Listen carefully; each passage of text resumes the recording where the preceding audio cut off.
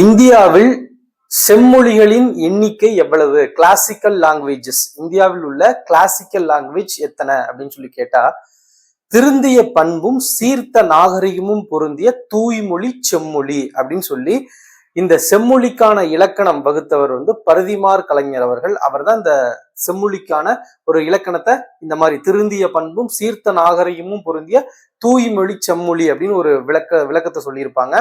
So பிற மொழியின் துணையின்றி தனித்தியங்கும் ஆற்றல் பெற்ற மொழிதான் செம்மொழி என்று குறிப்பிடுவார்கள். அந்த வகையில பார்த்தா இந்தியாவில மத்திய அரசாங்கத்தால் 2004ஆம் ஆண்டு இந்தியாவில் உள்ள மொழிகள்ல தமிழ் மொழிக்கு முதலாக செம்மொழி அந்தஸ்து, கிளாசிக்கல் லாங்குவேஜ் அந்த அந்தஸ்து வழங்கப்பட்டது. 2005ஆம் ஆண்டு சமஸ்கிருத மொழிக்கும், 2008ஆம் ஆண்டு கன்னடம் மற்றும் தெலுங்கு மொழிக்கும், 2013ஆம் ஆண்டு மலையாளம் மொழிக்கும், 2014ஆம் ஆண்டு ஒடியா மொழிக்கும் என 2004 முதல் 2014 வரை ஒரு 6 மொழிகளுக்கு செம்மொழி அந்தஸ்து இந்திய அரசாங்கத்தால் வழங்கப்பட்டது.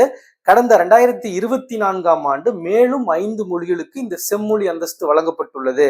அந்த 5 மொழிகள் என்னன்னு கேட்டா, அசாமி, மராத்தி, பெங்காலி, பாலி மற்றும் பிராகிருத். இந்த 5 மொழிகளுக்கும் 2024ஆம் ஆண்டு வழங்கப்பட்டது. ஆக மொத்தமா இப்ப இந்தியாவில செம்மொழி அந்தஸ்து பெற்ற மொழிகளின் எண்ணிக்கை 11 என உள்ளது. முதலாக செம்மொழி அந்தஸ்து தமிழ் மொழிக்கு 2004ஆம் ஆண்டு வழங்கப்பட்டது.